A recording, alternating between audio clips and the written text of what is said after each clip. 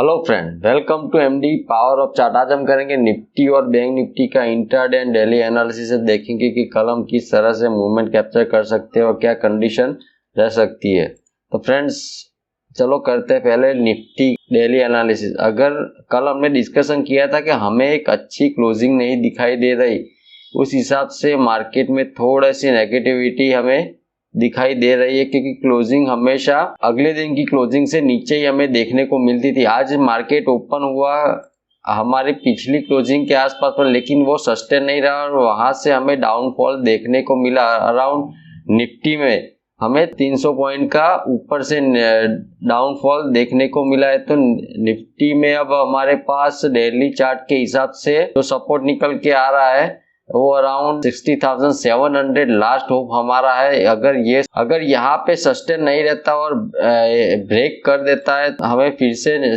जो हमारा अगला जो टारगेट हो जाएगा वो 60,500 का हमें टारगेट देखने को मिल सकता है। तो निफ्टी में डेली चार्ट के हिसाब से अपनी नज़र बना के रखिए। हम करते हैं इंट्राडे चार्ट का एनालिसिस और देखते हैं कि किस तरह से हम इंट्राडे में पोजीशन बना सकते हैं। तो निफ्टी का इंट्राडे चार्ट हम देखें तो निफ्टी में अगर हम इंट्राडे चार्ट में देखें तो निफ्टी ने काफ़ी टाइम से इसी रेंज में कहीं ट्रेड कर रहा है। उस हिसाब से ये हमारे अच्छा एक हमें ब्रेकडाउन देखने को मिला है। अगर निफ्टी कल इसी रेंज में कहीं ओपन होता है और आज का लो ब्रेक करता है, तब हम उसमें एक अच्छी सेलिंग देखने को मिल सकती है। जो नेक्स्ट टारगेट हमारा हो जाएगा अराउंड 60,750 और सेकंड टारगेट होगा हमारा 60,700। ये दो टारगेट के लिए हम पोजीशन बना सकते हैं, लेकिन इसी रेंज में कहीं ओपन होता है तभी हम वो क्राइटेरिया मैच होगा।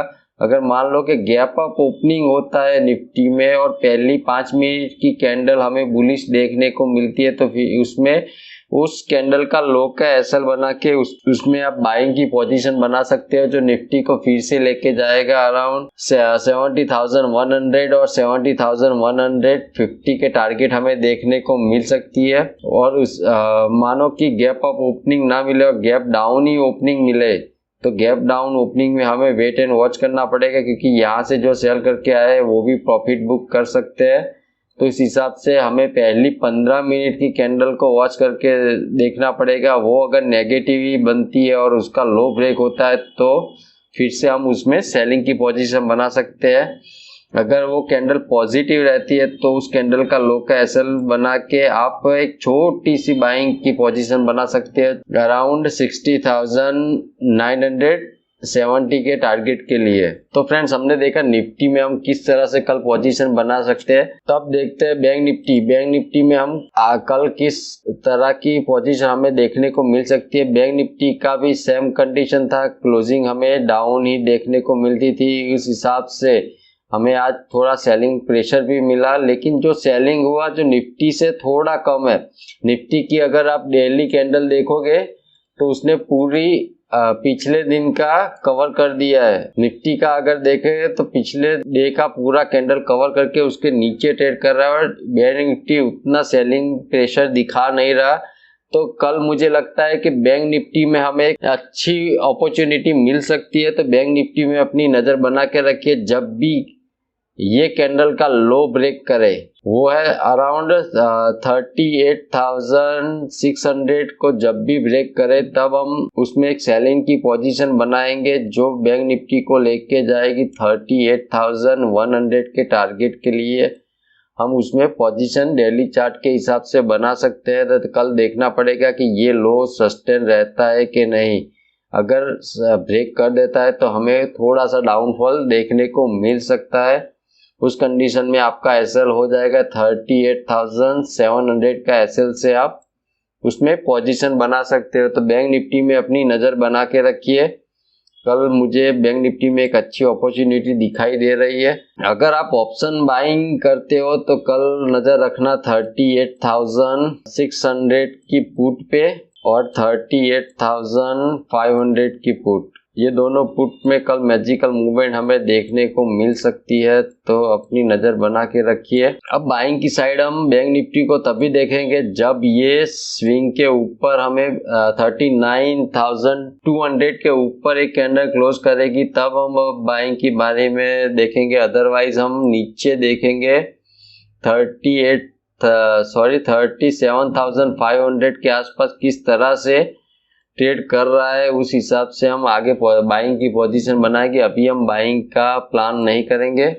देखते हैं बैंक निफ्टी का इंट्राडे चार्ट में हम किस तरह से मूवमेंट कैप्चर कर सकते हैं। कल मैंने आज सुबह अपने ग्रुप में डाला हुआ था कि इंट्राडे में जब भी ये ब्रेकआउट मिलता है तब हम उसमें पोजीशन बनाएंगे। तो सुबह हमें एक फॉल ब्रेकआउट भी मिला, उसके बाद फिर से कंसोलिडेटेड डाउन ट्रेंड में किया, और उसके बाद जब भी ये ब्रेक किया तब हमें एक अच्छी मूवमेंट देखने को मिलेगी। अब बैंक निफ्टी में लास्ट होप हमारा है वो है 38,600।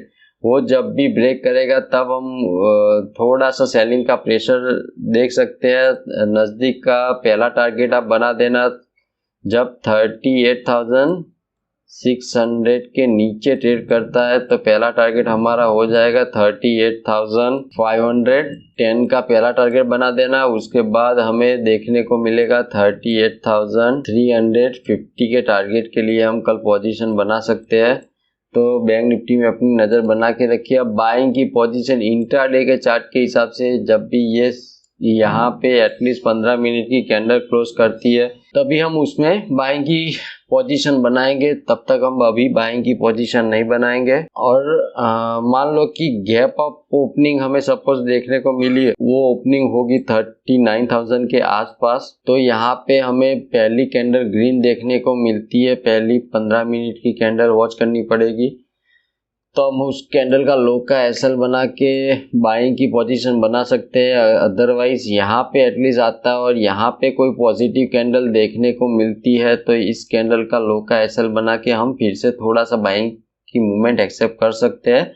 यह गैप अप ओपनिंग में इस तरह से हमें ट्रेड करना पड़ेगा। गैप डाउन ओपनिंग अगर मिलती है और पहली कैंडल हमें 5 मिनट की नेगेटिव ही देखने को मिलती है तो हम ट्रेंड के साथ चलेंगे और फिर से हमारा टारगेट ओपन हो जाएगा 38,350 और 38,000 के टारगेट के लिए हम उसमें पोजीशन बना सकते हैं।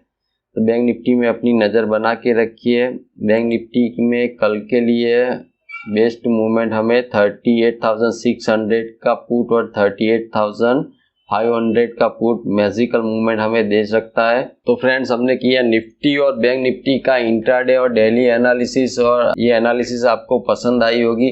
हमेशा आप प्राइस को वॉच कीजिए।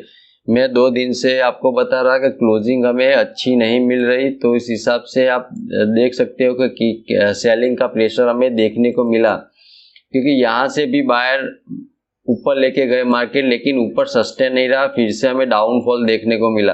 फिर से बायर ने थोड़ा ट्राई किया पर लेकिन गैप डाउन ओपनिंग मिला। नीचे यहाँ पे सपोर्ट पे फिर से हमें बायर ने पुश करने का ट्राई तो किया, लेकिन ओवरनाइट हम कंडीशन देखे तो बायर लॉस में ही चल रहे थे क्योंकि क्लोजिंग नीचे ही मिल रही थी।